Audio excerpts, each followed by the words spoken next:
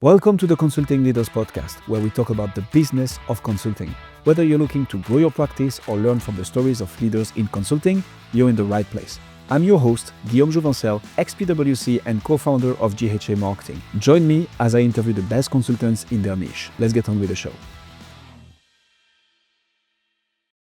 Welcome to Consulting Leaders Podcast, a place where we talk about the business of consulting. Whether you're looking to grow your own practice or learn from the stories of leaders in consulting, you're in the right place. I'm your host, John Degnan. Join me as we talk with the best consultants in their niche. We have one here today, Maria Cate, co-founder of Cooth, a consulting meets creative firm helping startups and scale-ups grow through brand-led strategy. With experiences in marketing management, including Red Bull, she brings a sharp perspective on how brand drives results, not just awareness. This episode explores how consultants can move beyond delivery into real business impact. Maria, thank you for being here. We appreciate it. Thanks for having me, John. Excited to chat. Yeah. So tell us a little bit more about yourself. Yeah, I'm a marketer turned salesperson turned founder. So had the privilege of starting my career at Red Bull, where I worked for about 5 years across a lot of marketing departments. Think brand marketing, field marketing, retail marketing. Ended up leaving Red Bull and joining a startup company called Whoop. If you've heard of it, it's a wearable tech device. There it is. Yeah. Well, that's part of it, right? Before anybody knew what it was, they were like, "Where do you work? Is that a real company?" And it's funny because I joined when they were very new. No one knew Whoop. Still an active wear, but I helped scale that company through a few rounds of funding, led their enterprise department with a few other people, and ended up leaving when they got valued at $3.6 billion. Wow. So helped kind of scale that consumer brand into an enterprise brand. And it kind of got too big for me. So went to an even smaller company, joined a boutique creative firm called Main and Rose, where I headed up sales and growth. And that's really where things started colliding for me with marketing background, sales background, selling branding, selling the value of brand to executives, leaders at big companies. And I just realized that there was such a gap in the way that the traditional agency serves clients. And my co-founder and I ended up making the jump into launching Cooth and positioning ourselves as an anti-agency. So we are a consulting meets creative firm. We combine that consultative approach and style with creative execution and activation. So happy to answer questions about that because I'm sure you have some. But yeah, that's where we're at right now. We're about 3 years in and having a great time. I want to rewind to Red Bull for a second because it's such a dynamic company, such a fertile ground for starting a career. They're so far outside of the box in their marketing and promotion strategies. What's the coolest thing you ever did for them? Great question. So I was in field marketing. So think any and all things in real life, which is ironic now because I work completely remote. But at the time, I oversaw markets, right, and regions. So my last role at Red Bull, I oversaw Southern California. And part of that included getting to go to a lot of festivals in California. So Coachella is one of Red Bull's biggest festival partners and exclusive energy drink partners. So we got to ideate crazy ways to bring Red Bull to festival goers because we were available at Coachella. You could buy Red Bull, but Red Bull's whole thing is create really exciting, memorable moments and getting the can in people's hands when they least expect it. So what we did is we actually dug holes and planted mailboxes in front of campsites around Coachella where people were sleeping. And we were driving around a golf cart 4 a.m. Me and my wings team, if you guys have seen like the Red Bull Mini Cooper driving around, that's the team I managed. And we were planting mailboxes, shoving them with 24 packs of Red Bull and putting the little flag up, you got mail. So people woke up, walked out, got Red Bull in their mailbox first thing in the morning, and talk about just a freaking cool way to wake up, right? So yeah, that was one of my favorite moments, something my team came up with, and our manager was like, go do it. let us know how it goes. And it got a lot of love. So you have all that excitement and all those different creative things going on at Red Bull. How have you carried that over to Cooth? Yeah, I think brand is just my underlying through line, and a lot of what I love to do and a lot of what I think matters most when it comes to selling something effectively and communicating your value. It's brand, right? Red Bull has 100%, 99% spontaneous awareness. People know the brand before they even think twice about competitors, and it's available and they're aware. So imagine that the power of brand across everything that you love and do. There's just so much power in it, and it really is a line item on an asset sheet, right? If your brand is locked in, it's consistent, it's reliable, it connects with people, it's doing a lot of work for you that people don't have to do, that your product doesn't have to do, right? So the way that I think about brand is really, I think, the underlying theme of what I learned most at Red Bull and even at Whoop. It's the most important thing for a startup company or an emerging company to make sure that they're meeting that expectation, or people aren't even going to give them a second look. This might sound wild to you, but I have an MBA in brand management. It's 20 years old, the degree. And I still feel to this day that branding is in its infancy. Yeah. So few people truly appreciate the emotional relationship between the product and the consumer. Yeah, I completely agree with you. I think a lot of people, it's interesting, right? Because a lack of brand will get you to a certain point, right? You could have a really good product. You could have relationships with people that try your product and love it, right? But scale is almost impossible without an extremely strong brand foundation, because you need to be able to communicate your value beyond the founder or the CEO. Your salesperson's got to do it, your marketing person, your field team. That's brand, communications, messaging, positioning. What do we do differently? Why are we better than everyone else? And then the visual aspect of it, right? If you want to buy something and you go on the website and it looks janky, the links are broken, you can't find what you need, that's a terrible consumer experience. That's brand activating through a digital presence that isn't good, right? You're going to lose people throughout that journey if you're not meeting them and meeting expectations and exceeding expectations at every touch point. And I'm a super firm believer in that, which is why we position ourselves in our tagline that brand drives growth. We will not work with a company if their brand isn't locked and loaded and Awesome. Good. Awesome. Yeah, because so many brands still have this mentality, I will build it and they will come. And they're complacent. They're complacent. Yeah. And it's just something to overcome. And you're doing that at Cooth, certainly. Yeah, absolutely. Okay. Cooth, the name, it's pretty different. I understand the definition of it, but what does it mean to you? Yeah, so a lot of people know the word uncouth, right? It's kind of unhinged, like messy, not clean. Cooth means sophisticated, cultured, refined. So to us, when we first started, we would say we take startups from uncouth to Cooth. And that was our initial tagline. But as we've gotten a little bit more experienced and been in the market for a while, what really hits for us is our ability to really refine the value that our clients bring to the market in a way that's ownable. And so we have kind of leaned into this terminology of, oh, that's so Cooth, or that's not very Cooth, or we can make it Cooth. And our clients use that too. So it's been really fun to see it get activated because, again, brand, reflecting the value you bring to the market, it translates well with a name like Cooth. Tell us about a brand that you inherited that's uncouth that you turned into being Cooth. Yeah. There's been quite a few. I think one that really stands out to me is it was a fintech company. They needed to position for their Series A raise, and they had a few paying customers. The product was really good, but the website was terrible. It wasn't converting, and the messaging wasn't great, and the visuals just looked like they were from the 1990s. So we took them through our process, which we call brand therapy, which kind of speaks for itself, and came out of it with a new brand identity that just was so different than everything else in the market and their competitors. and a really, really solid messaging framework to activate on the site.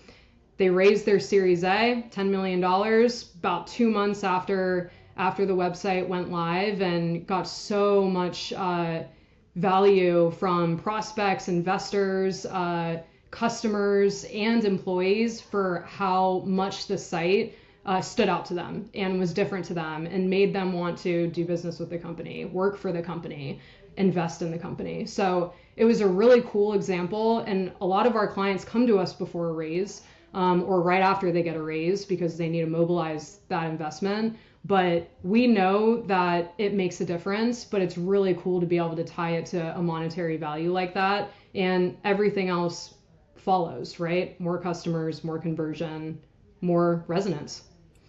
Being Cooth too probably leads to one of your differential advantages, and in my opinion, it's youth. How do you differentiate yourself from that perspective? Yeah, I like that. Youth. Yeah. You think about it. You're a younger person that's brilliant in the game. You're doing the marketing thing, and it seems to me like there's some alliteration there or some rhyme. Yeah. Cooth youth for Cooth. Yeah, there's definitely something there. It's funny you say that. I actually I lead sales for Cooth. And so I'm doing all discovery calls, I'm doing all proposals, I'm doing all pitches. And I literally had a prospect ask me how old I was on one of the calls. Wow. And I didn't even stutter, like I'm kind of like, as a woman in business, that's a whole nother tangent, but I have no shame, right? I'll tell you how old I am on the jump, but also this is why we are qualified to be doing what we're doing. This is how we're driving success for that, right? So the agency industry is so broken in my experience and in my opinion, and it's so stale and boring and expensive and slow, and everyone's just kind of doing the same thing they've always been doing. And so Cooth is different, and everyone that works at Cooth personifies that energy, that youthfulness. Not saying you got to be a certain age to work at Cooth, but you've got to bring the energy. And I think that's something that we do to all of our client experiences, right? Is we're actually happy to be there and we're having a good time. So that was actually my next question, the culture of your company. It seems to me like it's trickled down from your personality, right? Yeah, my co-founder and I, for sure. She's the yin to my yang in a lot of places. And I think culture is one of the most important things to us because we came, she specifically has only worked in agency. She worked at toxic agencies. They're kind of notorious for being the worst, right? People crying in the bathroom, 90-hour work weeks at the beck and call of your clients. It's just, there's no balance, and we built Cooth to be different. So, there's the balance between being a strategic partner, but also creating boundaries and setting expectations, right? And that's important to us, the health of our team, the happiness of our team. And our brand values encompass that, right? Self-awareness, versatility, fearless, disruptive, and sometimes funny. And also, too, you mentioned keep the discomfort alive. I love that. Yeah, John, people are always thinking that they're so disruptive and they're so different and they want to be that. And then we show them what that means creatively and they're like, oh my God, no, like that's too much. Like, I don't like that. That doesn't work. And so we really try and push people out of their comfort zones because especially in B2B, there's so much noise and it's so easy to get caught up in what everyone else is doing. So we really try to take that consumer, like I was talking about with Red Bull, right? Those moments of, oh, shoot, this is different. This is cool. I'm going to remember this into B2B. So it's important for us to push our clients to maybe be a little bit uncomfortable. I'm in the broadcasting industry. Radio and TV has kind of taken a step back from a brand perspective as far as I'm concerned. How do you approach a corporation that's set in their ways and get them on the Cooth bandwagon? Yeah, usually clients are coming to us because something is broken with what they've been doing. There's a disconnect between where the company's been and where it's going. They maybe have a dip in clients and they're losing clients to newer emerging companies. So the first thing we'll always do is, do an audit, analyze what they've been doing, what's been working, what hasn't, and then create a recommendation rooted in that data. That's always going to perk up the ears of a CEO or an executive leader, because they're not going to want to take a risk on something that they're scared of doing. So we have to kind of do some of that groundwork there to provide a strategic recommendation. And we do a lot of testing and learning, 30-day sprints, come up for air, present our findings, identify where we're doing well, removing resources that maybe aren't performing well. So we're also not an agency that's going to wait to report anything for 3 months, which a lot of agencies do. We're very integrated, and we are just as concerned of not getting an ROI as you are, as our client. So that's important to us. I think a lot of that is discussed in the pitch conversation of what can we expect out of this? How do we know we're investing in the right things? We got skin in the game. So if they're not making money, we're not making money. As a young, hungry, disruptive organization, you must get frustrated a lot, though, when, banging heads with corporations. Yeah, it's something, because, when we first started, we worked with mostly startups, emerging, early stage. And as we've gotten more mature, we've started working with more legacy companies that are set in their ways and have very, very interesting hierarchies of decision making, and they're slow and they slow us down. So we actually try and come in and break things a little bit and get everyone to look, because a lot of times these companies that have been out in the market doing their thing for 10, 15, 20 years, they haven't really had that third party come in and get everyone to rally around something exciting, right? And it's interesting, but brand can actually be that thing. Website relaunch, entire rebrand visually, new messaging framework that's bold and exciting and confident. We're working with a client right now in the ERP space, which is not the sexiest industry ever, and they haven't touched their brand in 10 years. So, but they're killing it. They have so many clients, they're winning against their competitors, but the brand looks like it's from the 80s, So we've been able to come in and kind of reinvigorate the internal team and the marketing team, because they have a big internal marketing team, to get excited and drum up excitement internally, culturally, around this launch, because people want to see themselves in the company they work for, and that's important to us. What's the reoccurring problem that you see today that you're facing that you try to get over past, and it's just not working for you?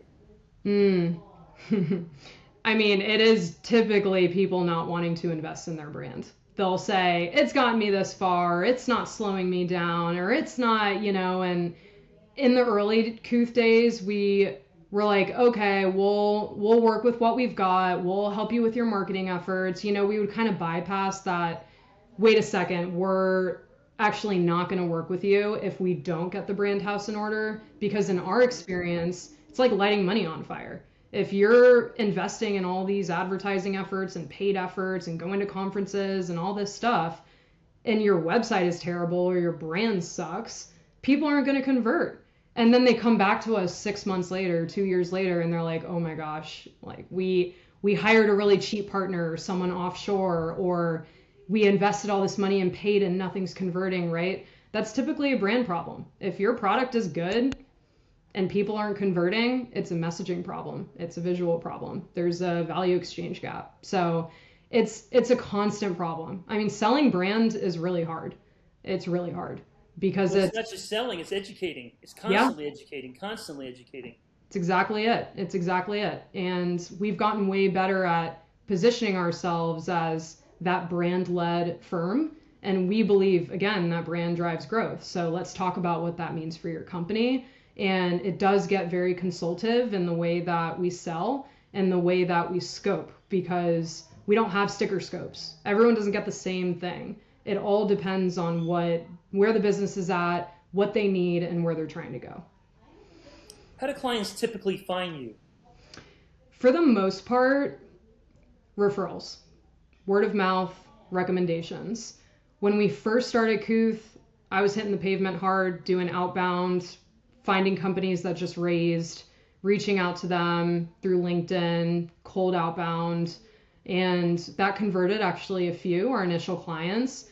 And then our referral engine just started turning into a flywheel because we sit right in between big agency and freelancers and contractors.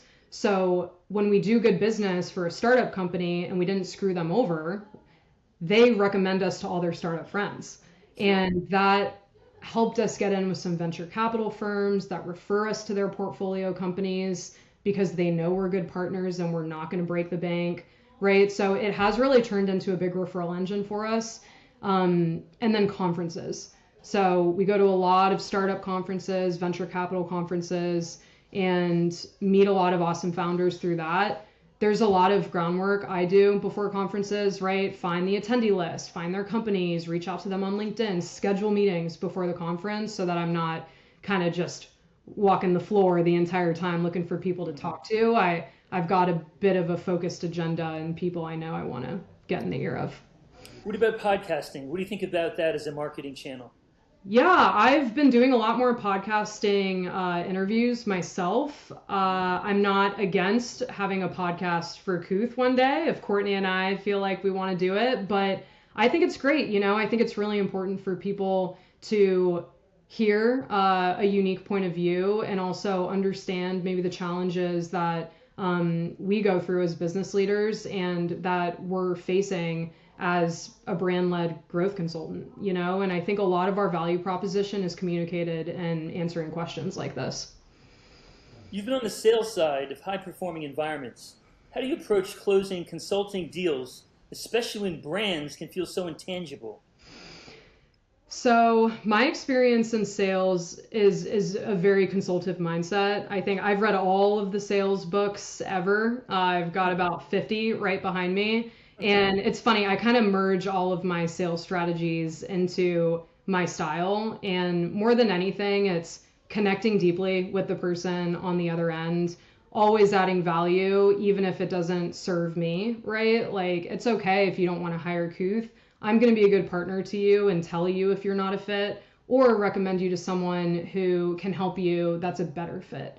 So that is super important to me, is just being a human being, connecting with the individual, understanding their pain points deeply. It's not really about all the cool things that Cooth can do and how we can help them. It's what's causing the most pain right now that they can't continue to live with, and how can we customize an approach for them specifically, and then proactively answer questions that we know they're going to have throughout the process. So we've gotten really good at taking them through a proposal pitch that does all that work for us, right? It's how does this work? What can I expect to get out of it? What exactly am I going to get?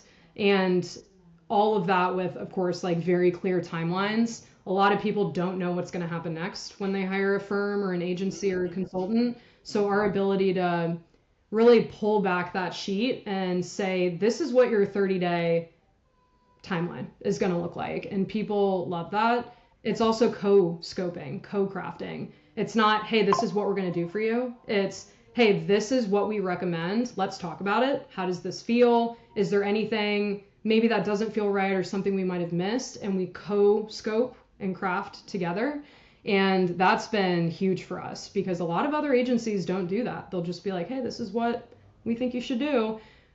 So that's been big. And then the last thing is really mirroring back the challenges that we see and our collective goal that we want to reach together. So that always helps a lot as well at the beginning for framing. We've talked about brand education, but is there anything else that's getting you stuck right now in your consulting process that you're a little frustrated with? You're trying to get over a hurdle? It's always pricing for us. It's why is this so expensive and what exactly am I going to get out of this? So again, it goes back to that education, and what we try and do is tie brand into ROI. So, let's say each average contract value that this client is selling is $40,000. How many deals are you missing out on because prospects are dropping off at a certain point and the buying experience because the expectation they have and what they're getting isn't connecting, right? So to be able to communicate that and be like, this is going to cost you more money in the long run if you don't fix it now, is a lot of what we try and educate on. And then it's like, this is exactly what you're going to get, and this is how we're going to track success. So, brand marketing, it's a living, breathing thing. It's not a set it and forget it. You got to continue to activate it like it's a human being, which is kind of weird to think about, but companies are, they're connecting with people, and you got to continue to connect and evolve. And feed them every day. Exactly. Yeah, they get hungry, so. Looking ahead, what's your biggest challenge? It's people. It's going to be hiring the right people for us. So we have a hybrid model. We have a full-time team, and then we have a contractor team, 1099 employees. So as we're scaling, we're hiring more full-timers, kind of like our core crew, and continuing to resource contractors that can fill gaps that we have. But as we grow, we can't resource fast enough sometimes, and our team is at bandwidth, and we have to maybe kick some projects down the line for start dates. And that's like the worst problem as a seller, right? Is like not having the resources to deliver what you're selling, right? So we have to be very careful right now with what we close and when we start it, but we need to hire more people. We need to hire more full-timers. And, it's interesting to find people that can operate at the speed in which we operate without thinking that it's like a toxic agency. So that our own positioning and our own brand is really important to bring in the right people, because we don't want like elbows out agency folks. We want collaborative, strategic, consulting creatives, which is very hard to find. A lot of creatives do not like client facing, or they aren't good at communicating their work and why it's valuable. And so that's all, it's difficult. It's hard to find good people. Finally, Red Bull, dynamic company, Cooth, dynamic company. Have you ever done anything trend influence wise? No, I have not. From a brand standpoint, it seems like it'd be a natural outlet for you. Yeah, it's so we have a merch shop on Cooth.com if you ever want to buy some clothes, because in our minds, Cooth is a lifestyle. So that's been something, funny that we've done from the beginning. Something that I do want to do down the line is have a branded event, a summit, a conference where we bring together founders, we bring together operators, and we talk about just disruption and how we can make noise and break things together. So that's something I would love to do. But yeah, nothing else really that we've done. I think, my co-founder and I have been really heads down in the business for the past 2.5 years. We've just in the past 6 months started hiring full-timers. So we're really focused on building scaffolding, building a sustainable business and system that can run so that we can support the continued growth. So it's awesome, on the radar. Awesome conversation. I could talk about branding all day for sure. It's a great topic, and it's something close to my heart. If we want to find out more about you and see what you do, where should we go? Yeah, find me on LinkedIn, Maria Cate. Reach out, DM me. I check all my DMs, which is kind of surprising. I just ignore most of them, but shoot me a note and I'd love to chat. You can also shoot me an email at maria@cooth.com. Okay, Maria, Cooth, thanks so much. We really appreciate you. Thanks, John. Thanks for joining us on this episode of the Consulting Leaders Podcast. We hope you learned valuable lessons on how to grow your practice and take your business to the next level. Make sure to subscribe and leave us a review wherever you're listening to this show so you never miss an episode. To apply and be a guest on the show, click the link in the description. See you next time.